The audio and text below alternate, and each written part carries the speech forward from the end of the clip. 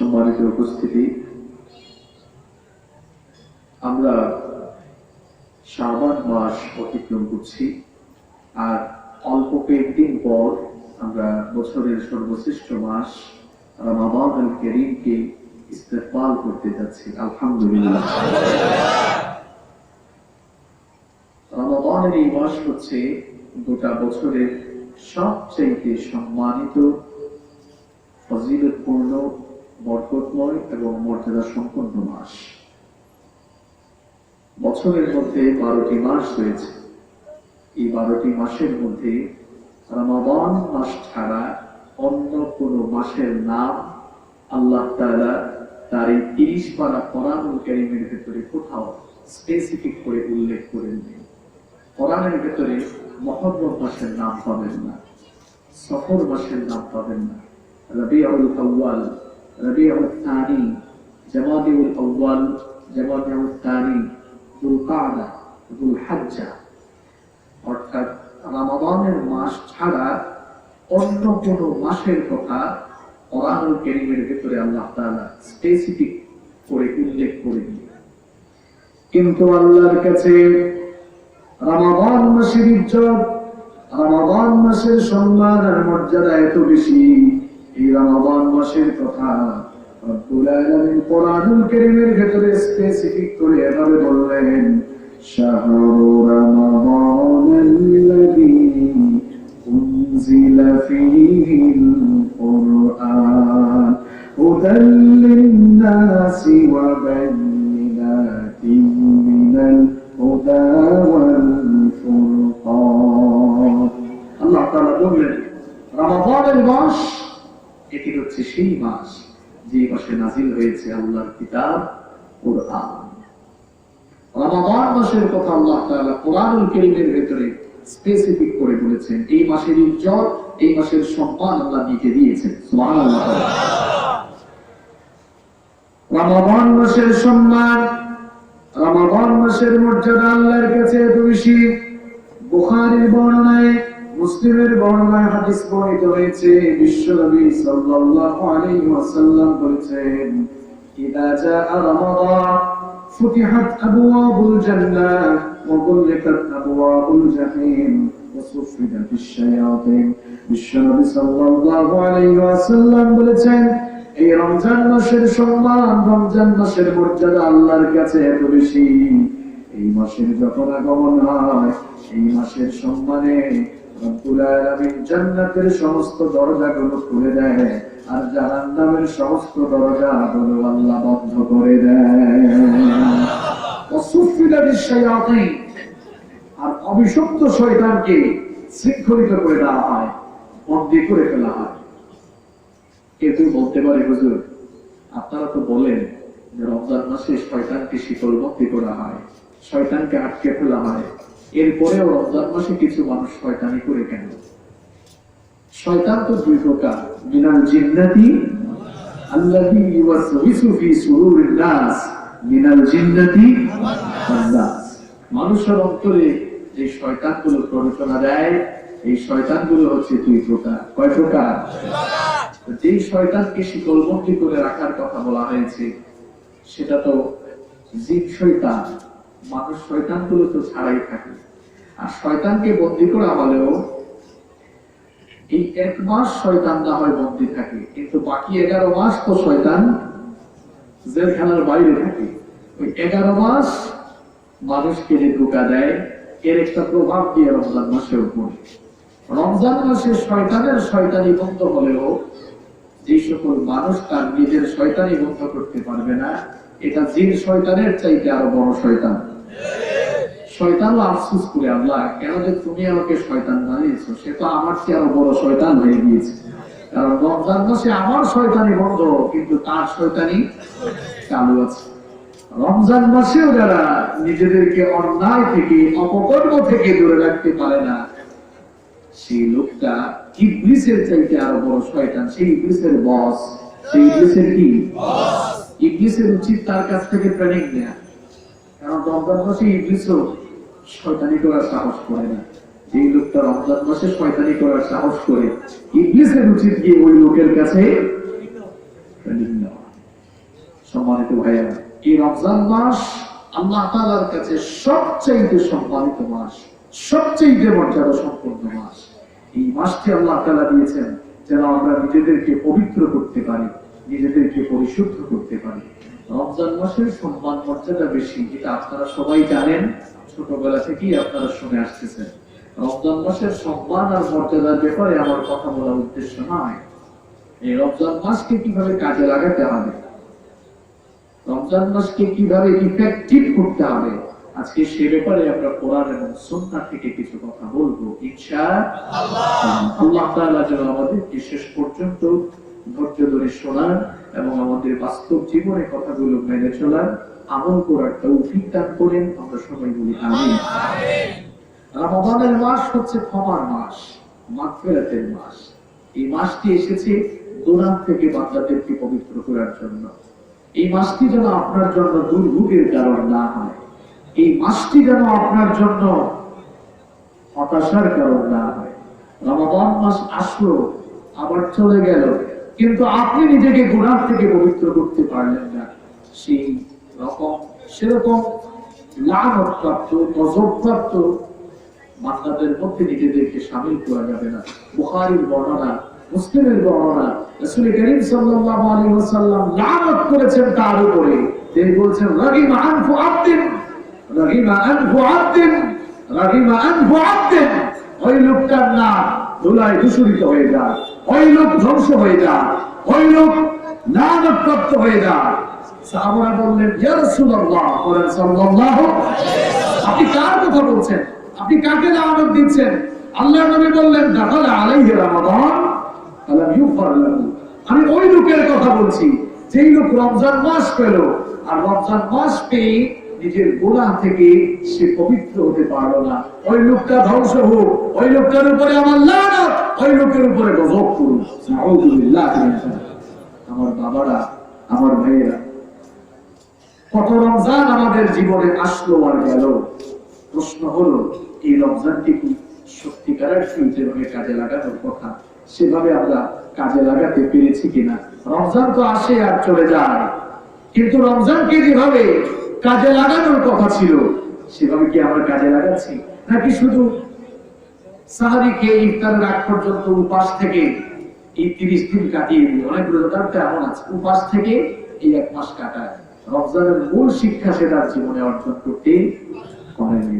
এই রমজান মাসটা আমাদের জন্য লানত হয়ে যাক, রমজান মাসটি আমাদের জন্য ধ্বংসের কারণ হয়ে যাক, আমরা কি তা চাই? আমরা প্রত্যেকেই চাই এই রমজানের মাধ্যমে গুনাহ মুক্ত হতে। আমরা চাই কি চাই না? আমার যত গুনাহ আছে মাফ করে দাও রমজানে, দুঃখ ব্যথা ভুলিয়ে দাও এই তো চাওয়া প্রাণপণে। আমার যত গুনাহ আছে মাফ করে দাও রমজানে, দুঃখ ব্যথা ভুলিয়ে দাও এই তো চাওয়া প্রাণপণে। পড়েন আমিন। আমার বাবারে মাহফিলে এই ধরনের মাইকিলে 1 ঘন্টা কথা বলা খুব মুশকিল, বুঝছেন? কেন যে আপনারা এগুলা করেন, মিক্সার মেশিন কে আপনারা একটু পর পর আওয়াজ হয়, আওয়াজ বন্ধ করে দেন।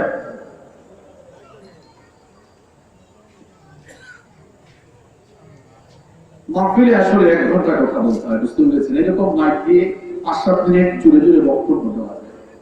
মিক্সার মেশিনের সাথে হয়তো আপনারা অনেকে পরিচিত আছেন, কেউ কেউ নেই। মিক্সার মেশিন ছাড়া কি মাইককে অ্যাডজাস্ট করা যায়? মিক্সার মেশিন কোথায়? টাকা নেওয়ার বেলায় তো ঠিকই নিয়েছেন, সার্ভিস দেওয়ার বেলায় তো 0। সম্মানিত ভাইয়েরা, তাহলে রমজান মাসকে যদি আমরা ভালো করে কাজে লাগাতে চাই, রমাদানের খাইর এবং বারাকাত যদি আমরা হাসিল করতে চাই, সুন্দর একটি পরিকল্পনা আগে থেকে গ্রহণ করতে হবে।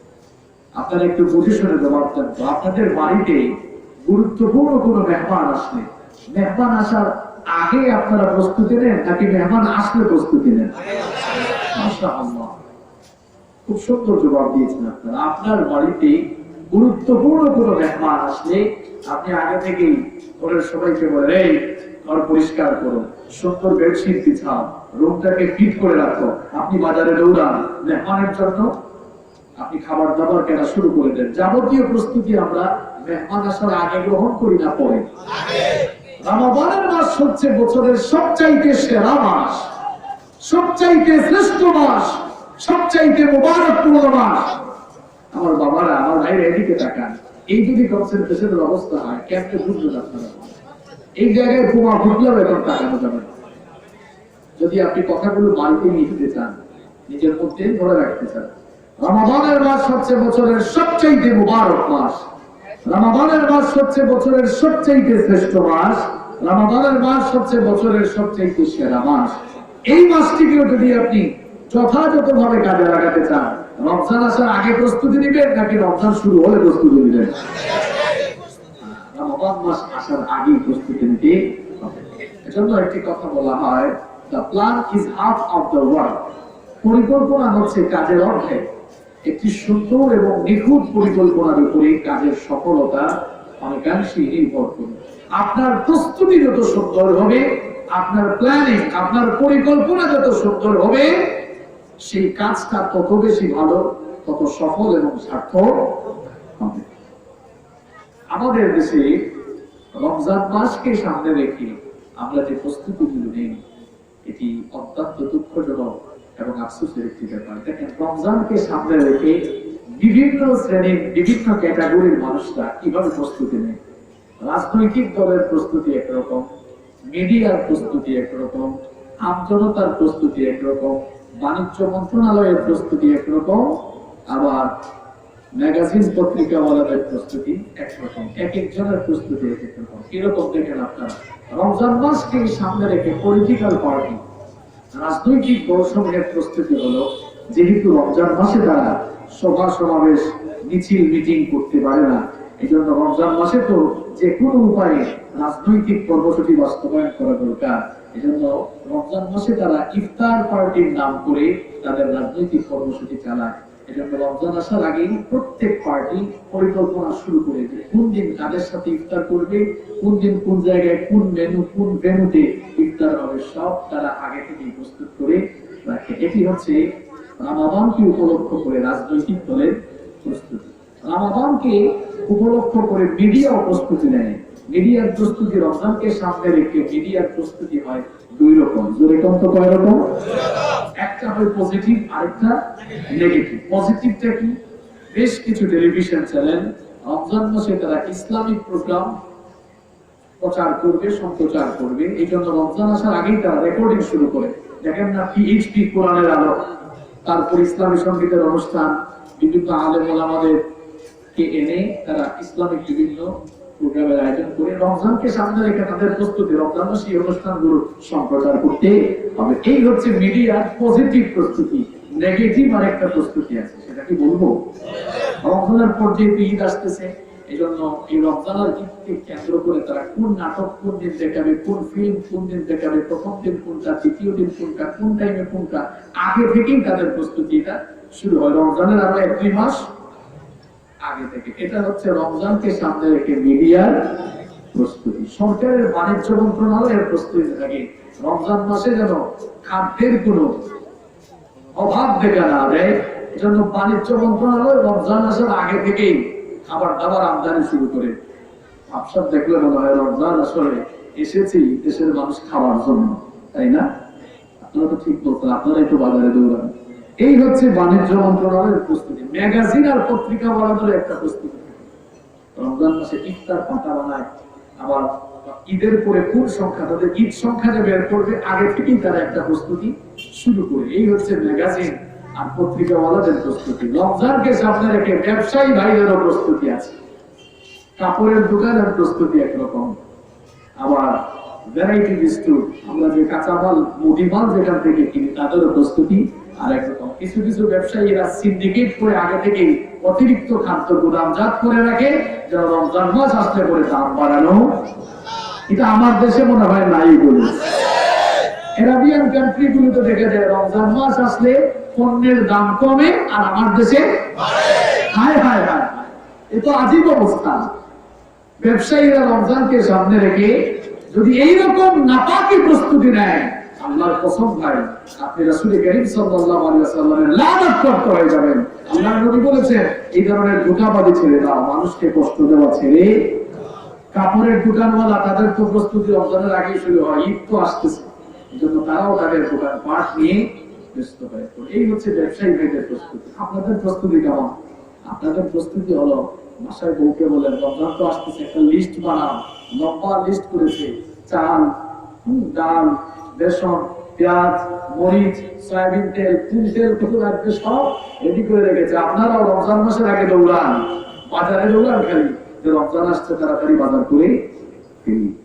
এই হচ্ছে রমজানকে সামনে রেখে বিভিন্ন ক্যাটাগরি, বিভিন্ন শ্রেণী পেশার মানুষের বিভিন্ন ধরনের প্রস্তুতি। আহা, আফসোস লাগে আমার বাবারা, আমার ভাইয়েরা, রমজান মাস হচ্ছে বছরের সবচাইতে দামি মাস, সবচাইতে শ্রেষ্ঠ মাস, সবচাইতে মুবারক মাস।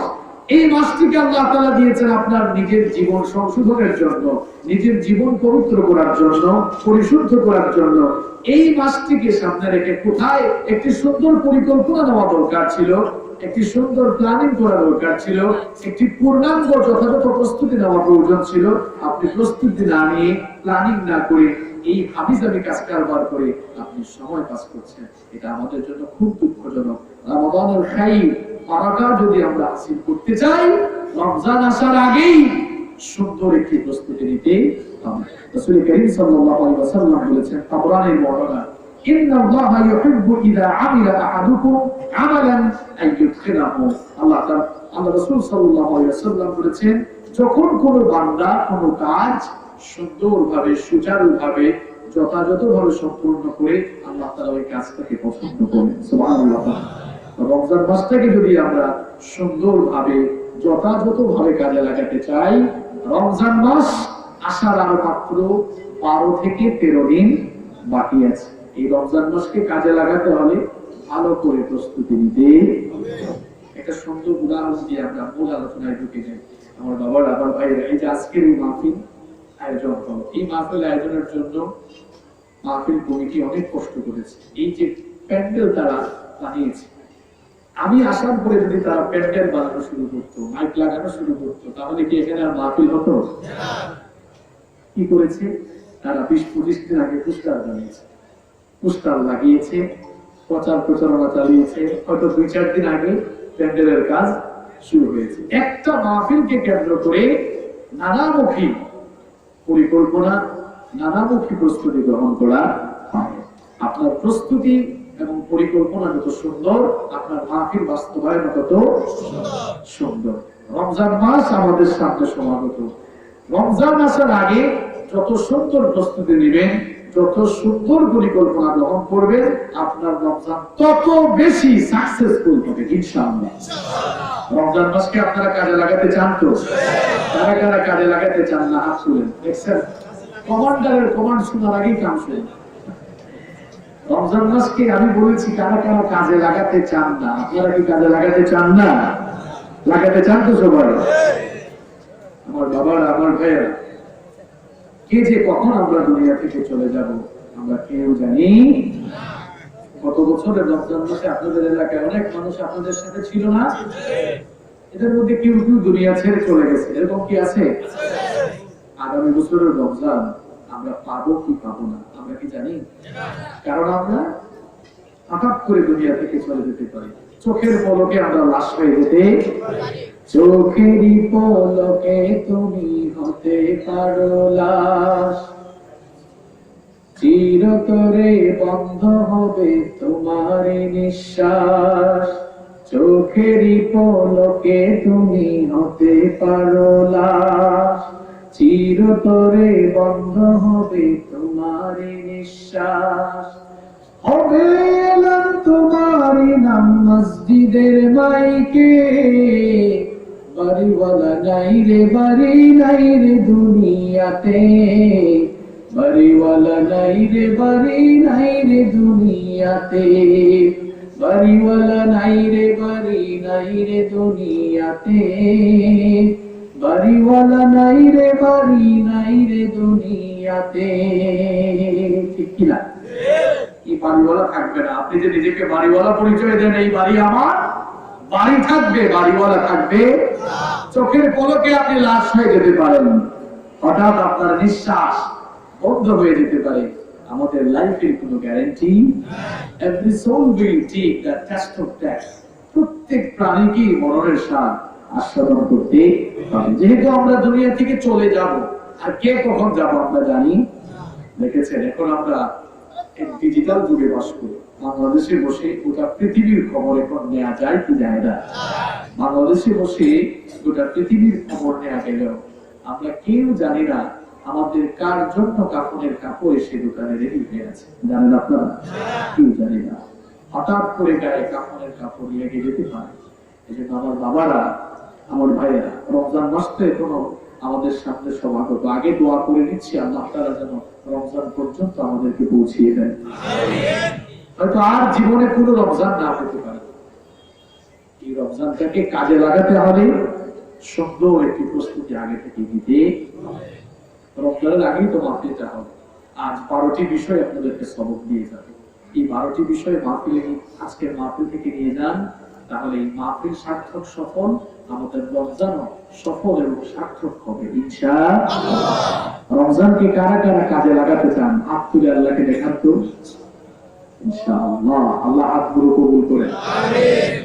রমজান মাসকে যদি আপনারা কাজে লাগাতে চান, রমজান মাসকে উপলক্ষ করে রমাদান আল কারীমকে সামনে রেখে আপনাদের সকলকে 12টি প্রস্তুতি নেওয়ার ব্যাপারে আমি সাজেস্ট করব। জোরে কত কয়টা? পেছন থেকে আওয়াজ আসে নাই। রমজানকে সামনে রেখে আমাদের কয়টি প্রস্তুতি নিতে হবে? একটু আওয়াজ ছেড়ে দিয়ে প্রাণবন্ত আওয়াজে বলেন কয়টি?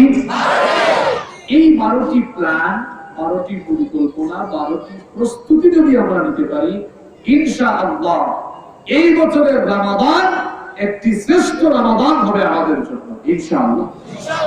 কয়টি কাজ করতে হবে?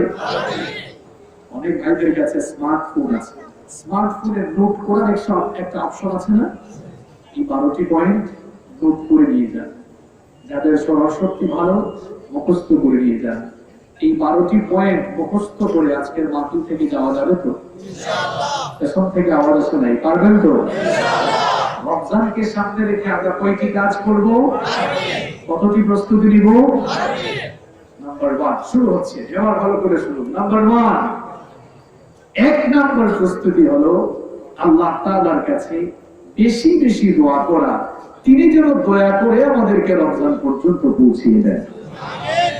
রজব মাস যখন আসতো, রাসূল করিম সাল্লাল্লাহু আলাইহি ওয়াসাল্লাম রজব মাস থেকে দোয়া করা শুরু করতেন, আল্লাহুম্মা বারিক লানা ফি রজব ওয়া শাবান ওয়া বাল্লিগনা রমাদান।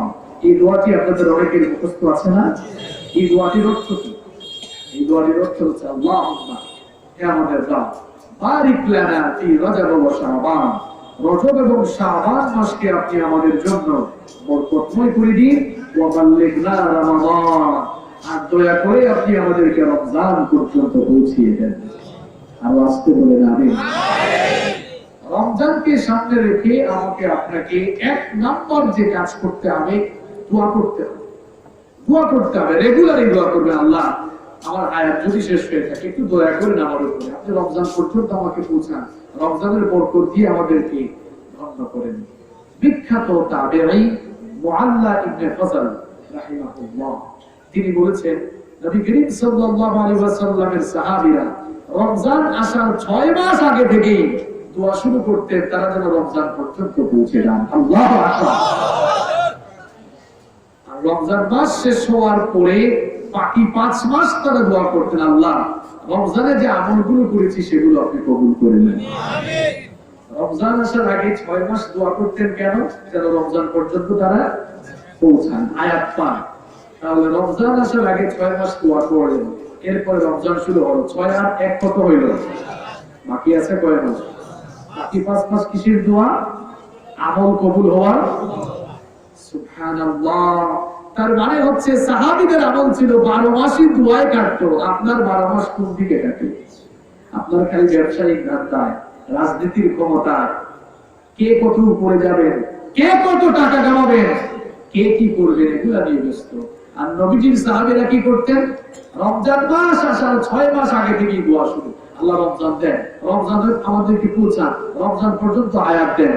রমজান মাস কাটালেন, বাকি 5 মাস দোয়া, আল্লাহ রমজানকে তো কাজে লাগালাম, আমল করলাম, এই আমলগুলো আপনি কবুল করে নেন।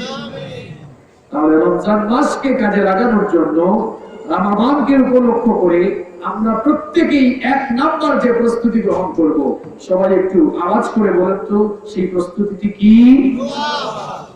দোয়া করা। সংক্ষেপে বলি, এক নাম্বার প্রস্তুতি কি?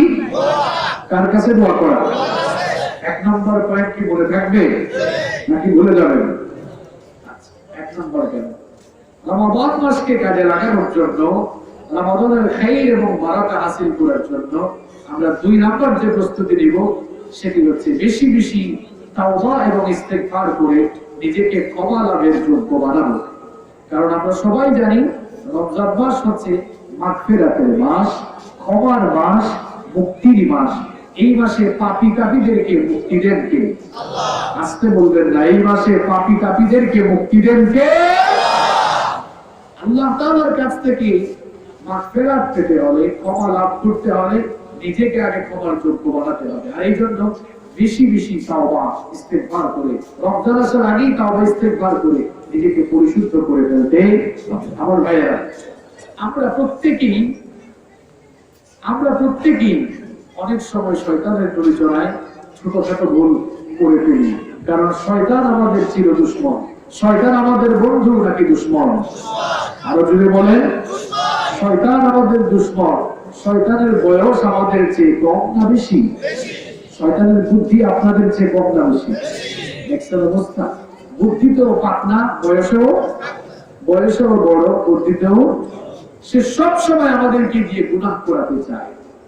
গুনাহ করা যতটা দূষণীয়, গুনাহ করার পর, ভুল করার পর ভুলের উপরে অটল অবিচল থাকা তার চাইতে মারাত্মক দূষণীয়।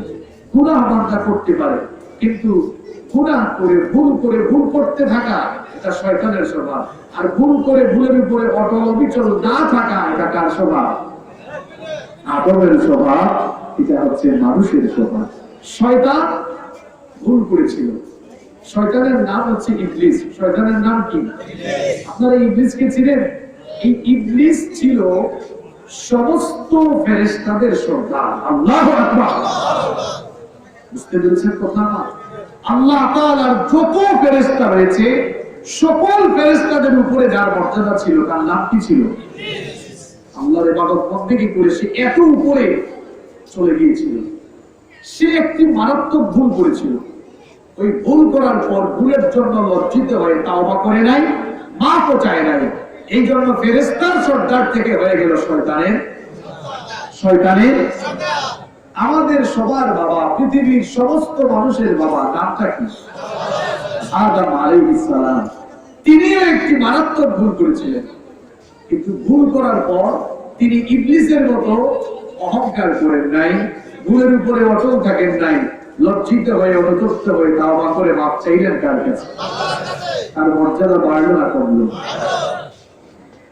আমাদের সকলের বাবা, পৃথিবীর প্রথম মানুষ এবং প্রথম নবী সাইয়েদনা আদম আলাইহিস সালামকে রব্বুল আলামিন তার নিজের হাতে বানালেন।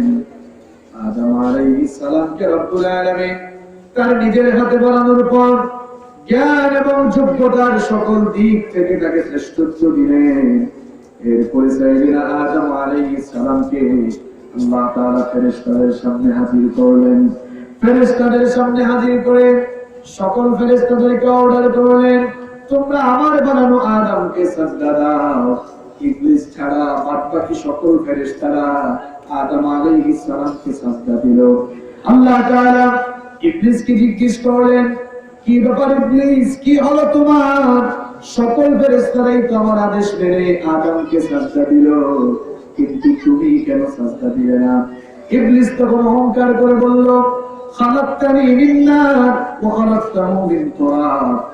আমার রব, আপনি আমাকে আগুন থেকে বানিয়েছেন আর আদমকে আপনি মাটি থেকে সৃষ্টি করেছেন। আগুনের কাজ হলো ঊর্ধ্বমুখী হওয়া, মাটির কাজ হলো নিম্নমুখী হওয়া। আনা খায়রুম মিন, আমি মাটির তুই আদমের চাইতে শ্রেষ্ঠ, সুতরাং আমি কেন তাকে সাজদা দিব? রব্বুল আলামিন তখন বললেন, আমার আদেশ মেনে আনুগত্যের মস্তক অবনত করে সকল ফেরেশতারা সাজদা দিল, আর তুই অহংকার করে আমার আদেশ অমান্য করলি। আরে ইবলিস, আজ থেকে তুই আমার জান্নাত থেকে বের হয়ে যা। আজ থেকে আমি তোকে মরদুদ বানিয়ে দিলাম। মালউন বানিয়ে দিলাম, অবিশুদ্ধ বানিয়ে দিলাম, আজ থেকে আমি তাকে জান্নাত থেকে বের করে দিলাম। ইবলিস তখন আল্লাহ তাআলাকে বলল, ওগো আমার রব, ঠিক আছে আমাকে জান্নাত থেকে বের করে দিচ্ছ, কিন্তু আমার একটা আবেদন আছে, তোমার কাছে আমি একটি আবেদন পেশ করতে চাই। আল্লাহ তাআলা বললেন, আমার কাছে তুই কি চাস? ইবলিস তখন বলেছিল, রব্বুল আলামিন কোরআনুল কারীমের ভিতরে তা তুলে দিয়েছেন, قال أنظرني إلى يوم يبعثون। ইবলিস বলেছিল, আল্লাহ তাআলা আপনি আমাকে জান্নাত থেকে বিতাড়িত করে দিচ্ছেন, ঠিক আছে, কিন্তু আপনি আমাকে কিয়ামত পর্যন্ত হায়াত বাড়িয়ে দেন, কিয়ামত পর্যন্ত আমাকে অবকাশ দেন। আল্লাহ তাআলা বললেন, ঠিক আছে, তোর আবেদন আমি মঞ্জুর করলাম, ইন্নাকা মিনাল মুনজারিন, তোকে আমি অবকাশ গ্রস্ত করে দিলাম, কিয়ামত পর্যন্ত তোকে সুযোগ দিলাম। ইবলিস এই সুযোগ পেয়ে আবার কি করলো দেখেন, সে এবার আল্লাহর সঙ্গে চ্যালেঞ্জ করে ফেললো। সে তখন বলেছিল, قال فبما أغويتني لأقعدن لهم صراطك المستقيم ثم لآتينهم من بين أيديهم ومن خلفهم وعن أيمانهم وعن شمائلهم ولا تجد أكثرهم شاكرين। ইবলিস তখন বলল, ওগো আল্লাহ, যে আদমের কারণে তুমি আমাকে জান্নাত থেকে বের করে দিয়েছো, এই আদম এবং তার বংশধরদেরকে, এই আদম এবং তার সন্তানদেরকে সোজা রাস্তায় চলতে বাধা দেওয়া, হেদায়েতের পথে চলতে বাধা দেওয়াই হবে আমার প্রথম এবং প্রধান কাজ। এই আদম এবং তার বংশধরদেরকে কিয়ামত পর্যন্ত ধোঁকা দেওয়াই হবে আমার ভীষণ আর মিশন। এদেরকে আমি সামন দিক থেকে, পেছন দিক থেকে, ডান দিক থেকে, বাম দিক থেকে, এক কথায় চতুর্দিক থেকে আমি তাদেরকে ওয়াসওয়াসা দিব, ধোঁকা দিব, প্ররোচনা দিব, ধোঁকা দিয়ে দিয়ে, ওয়াসওয়াসা দিয়ে দিয়ে, প্ররোচনা দিয়ে দিয়ে তোমার জাহান্নামটা আমি ভরে ফেলবো। রব্বুল আলামিন তখন বললেন, ইবলিস তুই ভালো করে শুনে না, তুই ধোঁকা দিয়ে দিয়ে আমার গোলামদেরকে যদি একেবারে জাহান্নামের দ্বার প্রান্তে নিয়ে যাস, আর আমার বান্দাগুলো যদি তাদের ভুলের জন্য, গুনাহের জন্য একটিবার লজ্জিত হয়ে, অনুতপ্ত হয়ে আমার কাছে তাওবাতান নাসুহা, খাঁটি তাওবা করে গেলে, আমি আল্লাহ আমার ওই গোলামের সমস্ত ভুলগুলো মাফ করে দেব। ইবলিস ভুল করে ভুলের উপরেই থাকলো, তার মর্যাদা বাড়লো নাকি লানত হলো, অভিশপ্ত হলো, বিতাড়িত হলো। আর আমাদের বাবা আদম আলাইহিস সালাম, তিনি একটি ভুল করেছিলেন, কিন্তু ভুল করার পর ভুলের উপর থাকেন নাই, লজ্জিত হয়ে, অনুতপ্ত হয়ে তাওবা করেছিলেন কার কাছে? এই জন্য তার মর্যাদা বাড়িয়েছেন কে? আল্লাহ তাআলা সাইয়েদনা আদম আলাইহিস সালামকে বানালেন, এরপরে আদম আলাইহিস সালাম থেকে তার স্ত্রী আমাদের মা হাওয়া আলাইহিস সালামকে বানালেন। এরপরে রব্বুল আলামিন বললেন, ওগো আদম, তুমি আর তোমার স্ত্রী আমার এই জান্নাতের ভেতরে সানন্দে বসবাস করো, কিন্তু খবরদার ওই গাছটার কাছে যেও না, ওই গাছটার কাছে যদি যাও ক্ষতিগ্রস্তদের অন্তর্ভুক্ত হয়ে যাবা। সাইয়েদনা আদম আলাইহিস সালাম, তিনি তার স্ত্রী আমাদের মা হাওয়া আলাইহিস সালামকে নিয়ে জান্নাতে এক সানন্দে বসবাস করছেন। ইবলিস তো জান্নাত থেকে বিতাড়িত হয়ে তার শয়তানের ভীষণ আর ভীষণ সেদিন থেকেই শুরু করেছিল। সে আমাদের বাবা আদম আলাইহিস সালাম আর আমাদের মা হাওয়া আলাইহিস সালাম, এই দুইজনকে ধোঁকা দিয়ে, ওয়াসওয়াসা দিয়ে, প্ররোচনা দিয়ে ওই নিষিদ্ধ গাছের কাছে নিয়ে গেল, এমনকি নিষিদ্ধ গাছের ফল ভক্ষণ করালো।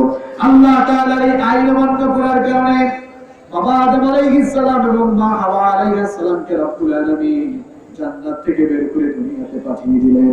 দুনিয়াতে আসার পর তারা তাদের নিজেদের ভুলের জন্য লজ্জিত হয়ে গেলেন, অনুতপ্ত হয়ে গেলেন, অনুশোচনা ফিল করলেন, লজ্জিত আর অনুতপ্ত হয়ে তারা তাদের ভুলের জন্য শত শত বছর ক্রন্দন করে আল্লাহর কাছে মাপ চাইতে লাগলেন। শেষ পর্যন্ত রব্বুল আলামিন তাদের প্রতি দয়া পরবেশ হয়ে তাদেরকে তাওবার নিয়ম শিখিয়ে দিলেন, আর তাদেরকে বললেন, পড়ো আমার কাছে, রব্বানা যালামনা আনফুসানা ওয়া ইল্লাম তাগফির লানা ওয়া তারহামনা লানাকুনান্না মিনাল খাসিরিন। এই দোয়াটা মুখস্থ আছে না সবার? তাহলে জবান খুলে আমার সাথে বলেন রব্বানা যালামনা আনফুসানা ওয়া ইল্লাম তাগফির লানা ওয়া তারহামনা লানাকুনান্না মিনাল খাসিরিন। কি চমৎকার দোয়া রব্বুল আলামিন শিখালেন। রব্বানা যালামনা আনফুসানা, আমাদের রব, আমরা আমাদের নিজেদের নফসের উপরে জুলুম করে ফেলেছি, পাপের কাজ করে ফেলেছি। ওয়া ইল্লাম তাগফির লানা ওয়া তারহামনা, আপনি যদি আমাদেরকে মাফ না করেন, আপনি যদি আমাদের উপরে রহম না করেন, লানাকুনান্না মিনাল খাসিরিন, তাহলে আমরা ক্ষতিগ্রস্তদের মধ্যে শামিল হয়ে যাব। আমাদের বাবা আদম আলাইহিস সালাম আর আমাদের মা হাওয়া আলাইহিস সালাম আল্লাহর শেখানো, আল্লাহর দেওয়া বিধান মোতাবেক তাওবা করে যখন এই দোয়া করে আল্লাহর কাছে মাফ চাইলেন, রব্বুল আলামিন দুইজনের ভুল ক্ষমা করে দিয়ে তাদেরকে মাফ করে দিলেন। এই ঘটনা শুনে কি বুঝলেন আপনারা? ভুল করে মাফ চাওয়া ভুলের উপর না থাকা আদমের স্বভাব, আর ভুল করে ভুলের উপরে থাকা হচ্ছে শয়তানের স্বভাব।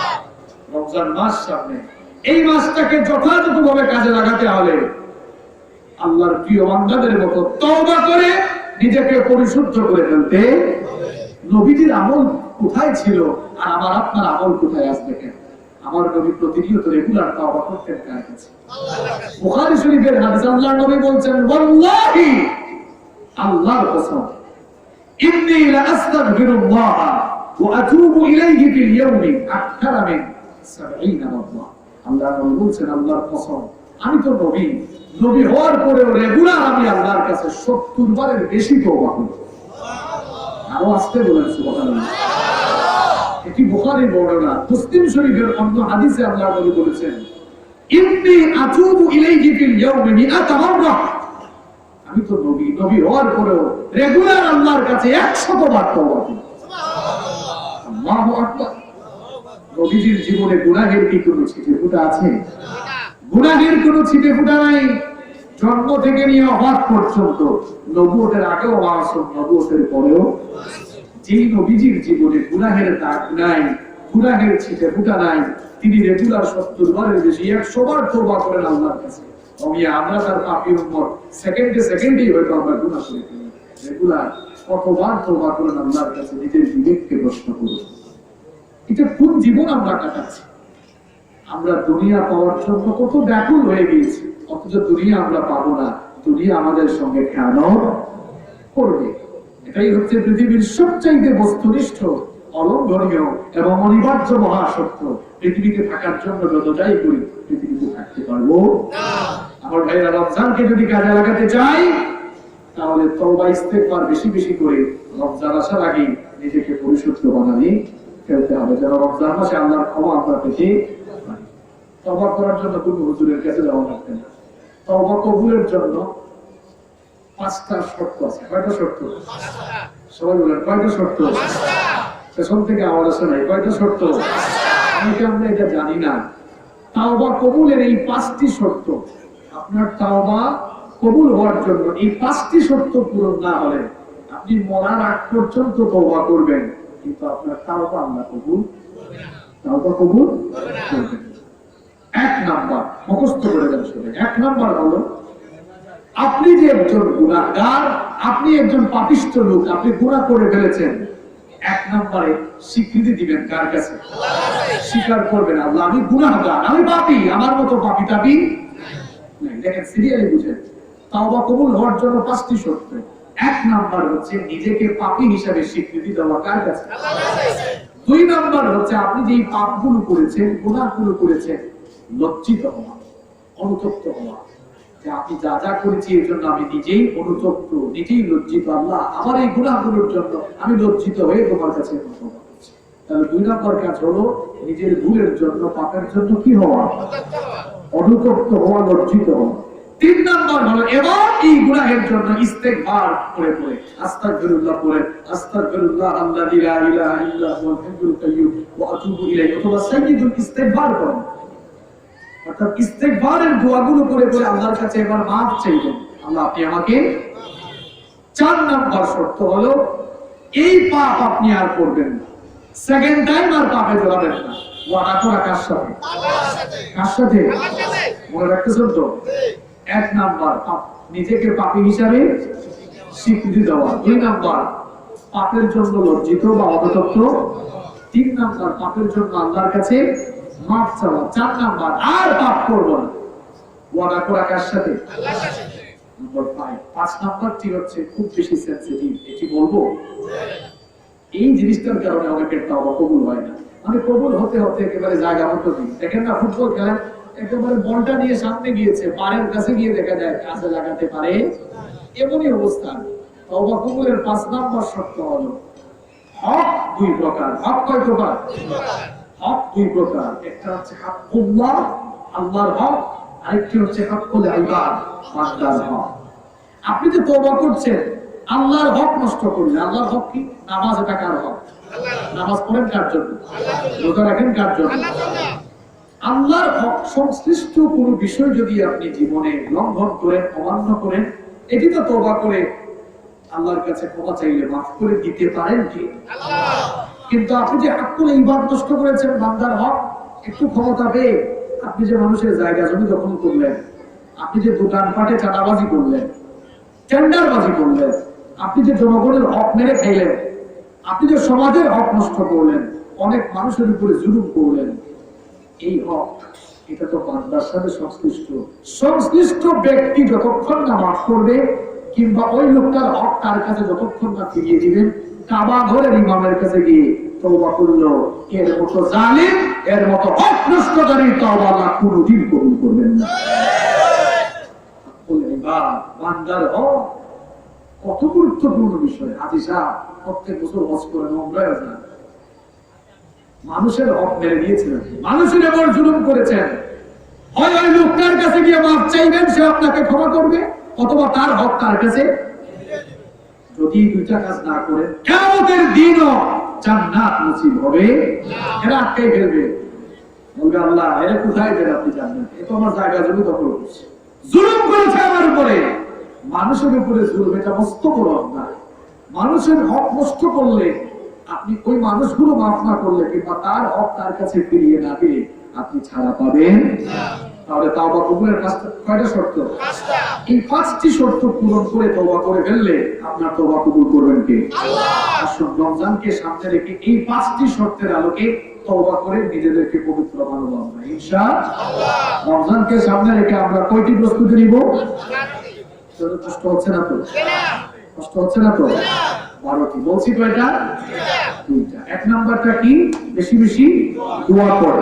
2 নাম্বার হচ্ছে তওবা ইস্তেগফার করে নিজেকে ক্ষমা লাভের যোগ্য বানানো।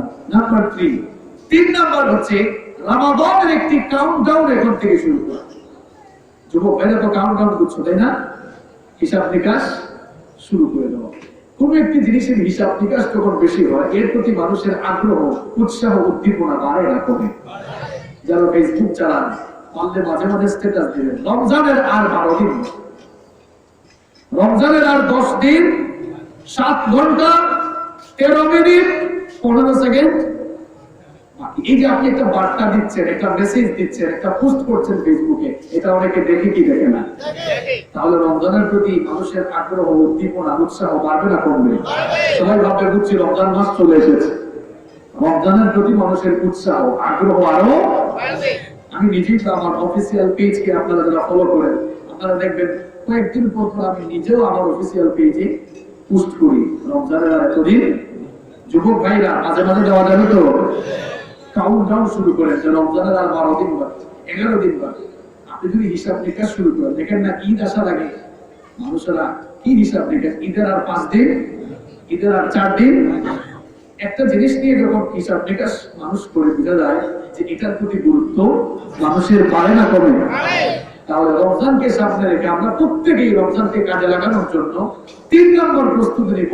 আমরা কাউন্টডাউন করব। বিশেষ করে যুবক ভাইদেরকে, ছাত্র ভাইদেরকে বলতে চাই, ফেসবুকটাকে এখন রমজানময় করে ফেলতে হবে। পারা যাবে তো ইনশাআল্লাহ? আল্লাহ তৌফিক দান করেন। কয়টা বললাম? নাম্বার 4 নাম্বার হচ্ছে রমাদানকে সামনে রেখে, রমাদানকে উপলক্ষ করে রমাদান সংক্রান্ত জ্ঞান অর্জন করা। বিশেষ করে আপনারা সবাই সূরাতুল বাকারার 183 থেকে 185 নম্বর আয়াত মুখস্থ করেন। 183 থেকে কত? এই একটি রুকু ভাষায় অনুবাদ সহ ব্যাখ্যা সহ করবেন, কারণ এই রুকুতে আল্লাহ তাআলা রমাদান সংক্রান্ত ডিটেইলস আলোচনা করেছেন। রমজান সংক্রান্ত হাদিসগুলো পড়বেন, রমজান সংক্রান্ত মাসাইলগুলো জেনে নেবেন, রমজানের জ্ঞান অর্জন করবেন। প্রয়োজনে নোয়াখালীতে ঢাকায় গেলে আপনারা রমজান সংক্রান্ত ছোট ছোট বই আছে না, আপনারা হাজার হাজার টাকা রমজানে খরচ করতে পারেন, বাসায় খরচ কিনতে পারেন। কয়েকশো টাকা খরচ করে রমজানের 4-5টা বই কিনতে পারবেন না? কিনে নিজে পড়বেন, বাসার সবাই মিলে পড়বেন, জুড়ে জুড়ে পড়বেন, একজন পড়বেন সবাই শুনবে। এভাবে রমজান নিয়ে ঘরের মধ্যে যত আলোচনা হবে, রমজানের প্রতি উৎসাহ উদ্দীপনা তত বাড়বে। এটা কয় নাম্বার প্রস্তুতি মনে থাকবে তো? নাম্বার 5 নাম্বার হচ্ছে, যদি আপনি এই রমজানকে ভালো করে কাজে লাগাতে চান, এই ফিলিংস করে রাখবেন, এটি হচ্ছে আপনার জীবনের শেষ। আগামী বছর রমজান আপনি আর পাবেন না। এই ফিলিংসটা যদি থাকে, তাহলে রমজানকে এই বছর কাজে লাগানোর জন্য আপনার আগ্রহ বাড়বে না কমবে? আমার বাবারা, আমার ভাইরা, কত মানুষ দুনিয়া থেকে চলে যাচ্ছে। আমার যুবক ভাইরা মনে করছে যে হুজুর আমরা আরো বহুদিন টিকে থাকবো, আমাদের বয়স কম। পৃথিবীতে আসার সিরিয়াল আছে, যাওয়ার কোন serial? There is no serial of death. মৃত্যুর কোন সিরিয়াল দেখা যায়। আসার সময় সিরিয়ালই আসে, যাওয়ার সময় সিরিয়াল ব্রেক করে চলে যায়। 7 ভাই 8 ভাই ছিল, দেখা যায় 8 নাম্বার ভাই আগে চলে গেছে। এরকম হয় কি হয় না? হয়। পৃথিবী থেকে যাওয়ার কোন সিরিয়াল? মাঝে মাঝে দেখবেন নাতির লাশ দাদা কবরে নামায়, ছেলের লাশ বাপ কবরে। এই চিত্র কি আপনারা দেখেছেন কিনা? এজন্য আমার ভাইয়েরা, আমার বাবারা, মনে করুন এই বছরের রমজান আপনার জীবনের শেষ রমজান। আর রমজান পাবো না, এই রমজানটাকে ভালো করে কাজে লাগাবো ইনশাআল্লাহ। তাহলে রমজানকে ভালো করে কাজে লাগানো যাবে ইনশাআল্লাহ। নাম্বার 6, রমাদান আল কারীমকে সামনে রেখে আমরা 6 নাম্বার যে প্রস্তুতি নিব, সেটি হচ্ছে এখন থেকে রিহার্সাল শুরু করব। আচ্ছা বলেন তো আপনারা, ফুটবল খেলা হোক আর ক্রিকেট খেলা হোক, ক্রিকেটার বা ফুটবলাররা কোন টুর্নামেন্টে খেলার আগে ওই মাঠে নেমে তারা কয়েকবার অনুশীলন প্র্যাকটিস করে কি করে না? প্র্যাকটিস যত ভালো হবে, প্র্যাকটিস যত বেশি হবে, ম্যাচে সফলতা আসার সম্ভাবনাও তত বাড়বে, তত বাড়বে। প্রত্যেকটি ভালো কাজে মানুষ আগে প্রস্তুতি নেয়। আমরা যে ওয়াজ করিয়েছি আপনাদের সামনে, আমরাও কিন্তু প্রস্তুতি নেই না? আমাদের সামনে নোট থাকে, পড়াশোনা করে আসি, কোন বিষয়ে বলবো আমরা আগে থেকে একটা প্রস্তুতি নিই। যে হুজুররা আছে, আপনারা জুমার দিনে যখন খুতবা দেন 2-3 দিন আগে আপনারা পড়াশোনা শুরু করে দেন। প্রত্যেকটি ভালো কাজে মানুষ আগে থেকে একটু রিহার্সাল করে, একটু চর্চা শুরু করে। রমজান মাস সিয়াম সাধনার মাস, 11 মাস রোজা রাখেন নাই, হঠাৎ করে রোজা রাখা শুরু করলে কষ্ট হয়ে যায়। এই জন্য শাবান মাসে রিহার্সাল হিসাবে কিছু কিছু নফল রোজা রাখতে হবে, আর এটি অত্যন্ত বরকতের কাজ। আম্মা জান আয়েশা রাদিয়াল্লাহু আনহা হাদিস বর্ণনা করছেন। হাদিস যিনি বর্ণনা করছেন তার পরিচয় জানেন। তিনি নবীজিকে কাছে থেকে দেখেছেন না দূর থেকে দেখেছেন?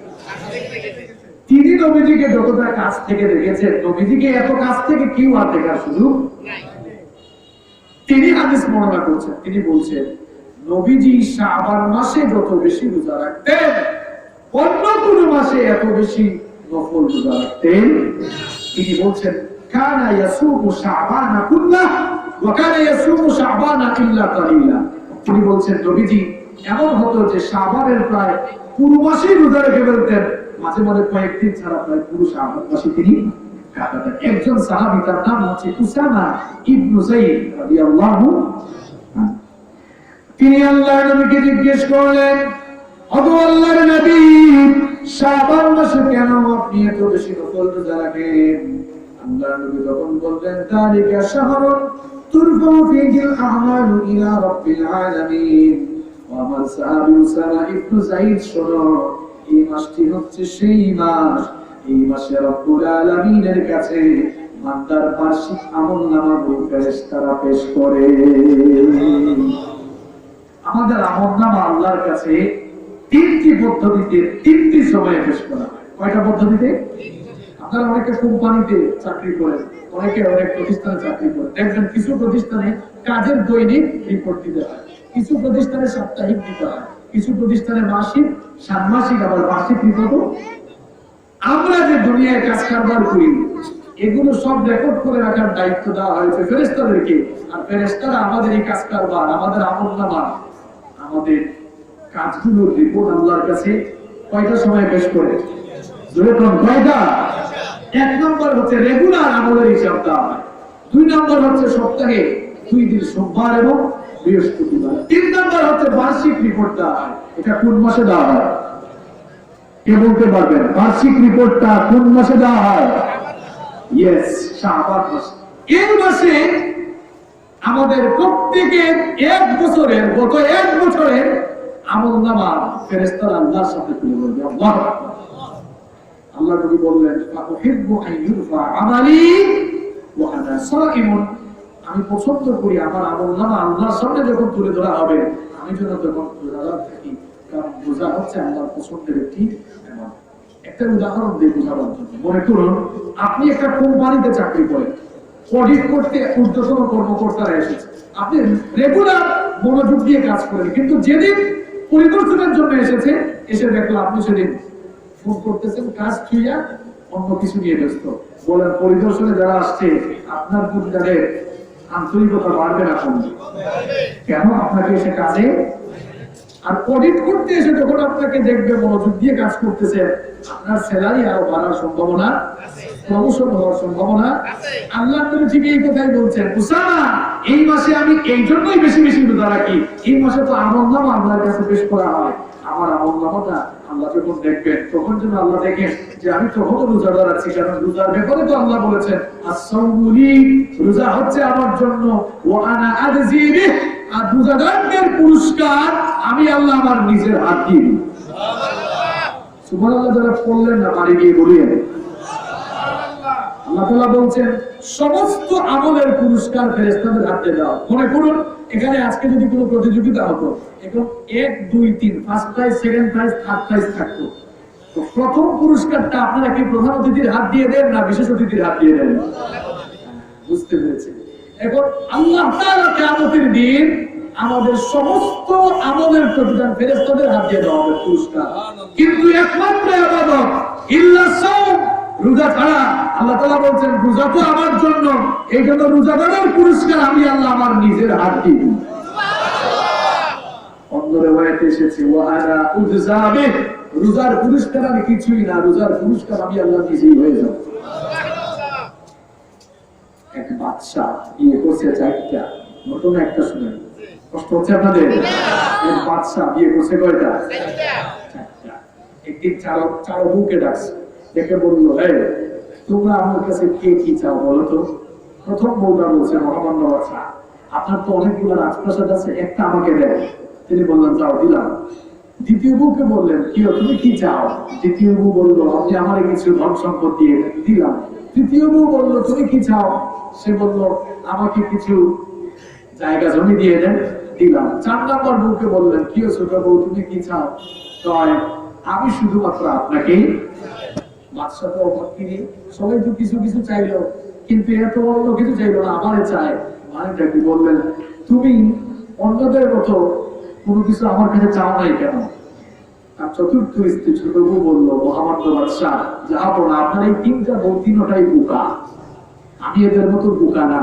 আমি চিন্তা করে দেখলাম আমি যদি বলি আমি আপনাকে চাই আর আপনি যদি মেনে নেন, আমি আপনাকে পেলে আপনার ধন সম্পদ, জায়গা জমি, রাজপ্রাসাদ সব অটোমেটিক আমার হয়ে যাবে। এই জন্য স্পেসিফিক অন্য কিছু না চেয়েছি আপনাকে, আপনাকে পাওয়া মানে আপনার সবকিছু। রোজার পুরস্কার যদি আল্লাহ হয়ে যান তাহলে জান্নাত আর পাওয়ার আশা করা লাগবে? আশা তো থাকবে, কিন্তু আল্লাহকে পেয়ে গেলে আল্লাহর জান্নাত, আল্লাহর নেয়ামত, আপনার সবকিছু অটোমেটিকই আমাদের হয়ে। আল্লাহ তাআলা বলছেন রোজার পুরস্কার বান্দার জন্য আমি নিজেই হয়ে যাব। সুবহানাল্লাহ। আল্লাহ নবী বলছেন রোজা যেহেতু আল্লাহর পছন্দের ইবাদত, আর এই মাসে আমাদের বার্ষিক রিপোর্ট আল্লাহর সামনে পেশ করা হয়, এজন্য আমি এই মাসে বেশি বেশি রোজা। আমার বাবারা, আমার ভাইয়েরা, বলছিলাম রমজানকে উপলক্ষ করে এই মাসে প্রস্তুতি হিসাবে, রিহার্সাল হিসাবে কিছু নফল রোজা আমরা রাখবো ইনশাআল্লাহ। এই মাসে নফল রোজার ফজিলত কম না বেশি? রাখবেন তো সবাই? বিশেষ করে মা বোনদেরকে বলতে চাই আপনাদের কাজা রোজাগুলো থাকলে এখন সেগুলোকে আপনারা আদায় করে ফেলতে, আর রিহার্সালও হয়ে গেল, কাজাও কষ্ট হচ্ছে নাকি আপনাদের? কয়টা বললাম? 6টা। নাম্বার 7, রমজানকে উপলক্ষ করে, রমজানকে সামনে রেখে আমাদের 7 নম্বর প্রস্তুতি হওয়া দরকার বেশি বেশি ইবাদত করার মন মানসিকতা তৈরি করতে। আমাদের নোয়াখালীতে মনে হয় নাই, আমাদের চট্টগ্রামে আন্দরকিল্লায় দেখলাম কিছু কিছু জায়গায় পোস্টার লাগিয়েছে, এই মসজিদে 1 সপ্তাহে তারাবির খতম। মানে এখানে তারাবি হবে না, এখানে তাড়াতাড়ি হবে। কি হবে? আমাদের দেশে কিছু জায়গায় তারাবি শুরু হয়, শুধু প্রথমে কিছু বোঝা যায় আর লাস্টে গিয়ে তুরহামুন তাফআলুন আর তাআলামুন বোঝা যায়, মাঝখানে কিছু বোঝা না। মাঝখানে প্রথমে বোঝা যায় আলিফ লাম মিম উলাইকা হুমুল মুফলিহুন। ঠিক বলছি? এরা তারাবি পড়ে না, এরা তাড়াতাড়ি করে। এরা কি করে? কুরআন নাযিলের মাসে কুরআন নিয়ে ফাইজলামি, এটা হচ্ছে সবচাইতে বড় সীমালঙ্ঘন আল্লাহ। কিছু কিছু কমিটিও বলে ওটা তাড়াতাড়ি মানে আপনার ভালো লাগলে চলে যান। হারামাইন শরীফে কিভাবে পড়ে আপনারা দেখেন তো, যারা হজে উমরায় গিয়েছেন, যারা উমরা করেছেন, রমজানে যারা ওখানে ইতিকাফ করেছেন দেখেছেন, যাদের যাওয়ার সুযোগ হয় ফেসবুকে হারামাইন শরীফাইন একটা পেজ আছে, অফিসিয়াল পেজ আছে, সেখানে ফলো করবেন। কি চমৎকার করে ধীরে ধীরে তারা কোরআন পড়ে। কোরআনকে এরকম ধীরে ধীরে পড়তে আপনার ভালো না লাগলে আপনি চলে যান। বেশি বেশি ইবাদত করার মন মানসিকতা এখন থেকে ঠিক করতে হবে। এই মাসে বেশি বেশি ইবাদতের মন মানসিকতা এই জন্যই ঠিক করবেন কারণ রমজান মাসে ইবাদতের ফজিলত অন্যান্য মাসের চাইতে কম না বেশি? বিশ্বনবী সাল্লাল্লাহু আলাইহি ওয়াসাল্লাম বলেছেন, রমজান মাসে ইবাদতের এত বেশি ফজিলত রয়েছে, এই মাসে যখন কোন বান্দা একটি ফরজ আদায় করে, অন্য মাসের 70টি ফরজের সমান সওয়াব আল্লাহ আমলনামায় দান করে দেন। রমজান মাসে যখন কোন বান্দা একটি নফল ইবাদত আদায় করে, অন্য মাসের ফরজের সমান সওয়াব আমলনামায় দেওয়া হয়। এই মাসে যদি কেউ একটা উমরা করে, কবুল হজের সওয়াব আল্লাহ আমলনামায় দান করে দেন। খালি সুবহানাল্লাহ পড়ে গেলে চলবে না। রমজানে একটা ফরজ আদায় করলে অন্য মাসের কয়টা ফরজের সমান সওয়াব? মনে করুন যোহরের নামাজ আদায় করছেন, যোহরের নামাজ কয়টা ফরজ? কথা বলেন, কয়টা ফরজ? অন্য মাসে, এখন শাবান মাসে একটা ফরজ আদায় করলে একটা ফরজের সওয়াব। কিন্তু রমজান মাসে গিয়ে যখন এই ফরজ নামাজ আদায় করবেন, তখন 70 বার যোহরের নামাজ পড়লে যে সওয়াব, সেই সওয়াব আল্লাহ আমলনামায় দিবেন। একটা ফরজে কতটা ফরজের সওয়াব? একটা নফল অন্য মাসের ফরজে। তো যেই মাসে ইবাদতের দাম এত বেশি, এই মাসে ফরজ, সুন্নত, ওয়াজিব, নফল কোনো কিছু কি ছাড়া যাবে? তাহলে এখন থেকে প্রস্তুতি নিব, রমজানে আমরা বেশি বেশি ইবাদত করব, কোনো ইবাদতকে আমরা ছোট করে দেখবো না ইনশাআল্লাহ।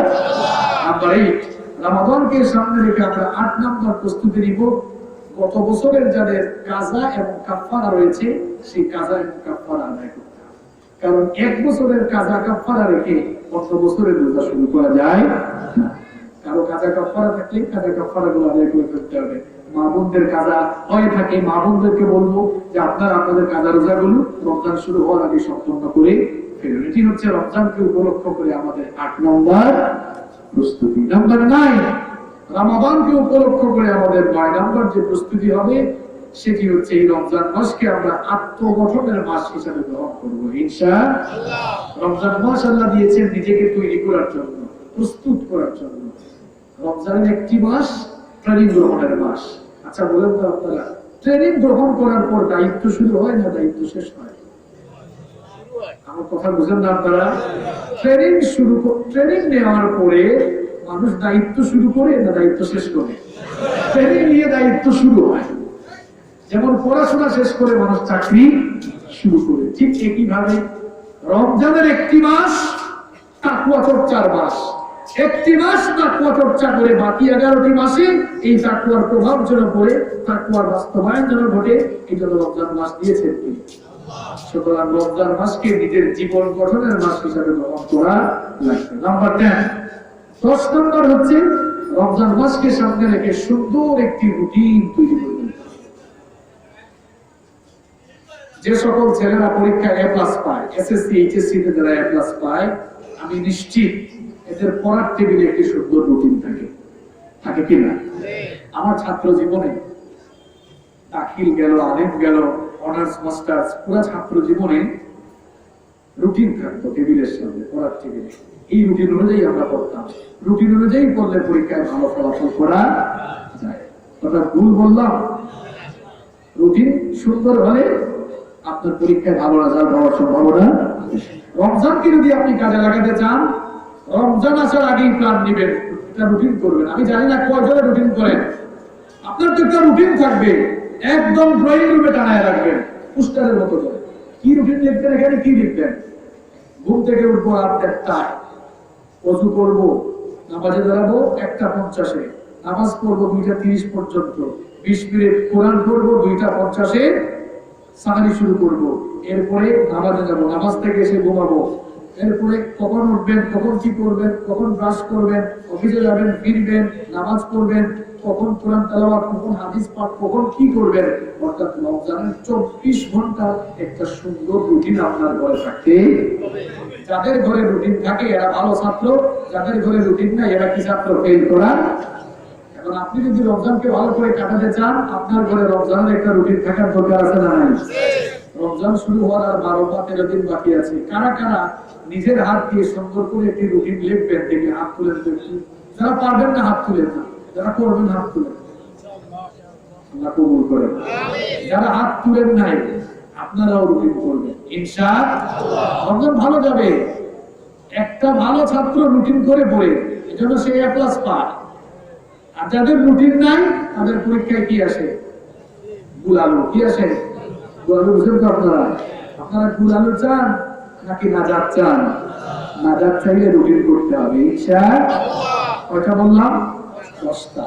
নাম্বার 11 নাম্বার হচ্ছে এই মাসে শেষ রাতে উঠে যেহেতু তাহাজ্জুদ পড়ার একটা সুযোগ আছে। কিয়ামুল লাইল, তাহাজ্জুদের নামাজ।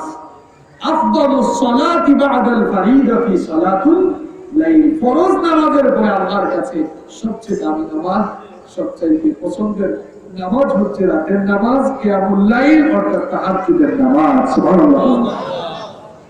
জন্য এখন থেকে এই শাবান মাসে ফজরের নামাজের আগে উঠে একটু কিয়ামুল লাইলের প্র্যাকটিস করা যায়। রমজানে তো দীর্ঘক্ষণ তারাবিও করতে হয়, আবার শেষ রাতে তাহাজ্জুদও করতে হয়। মাইকের আরাম দিল।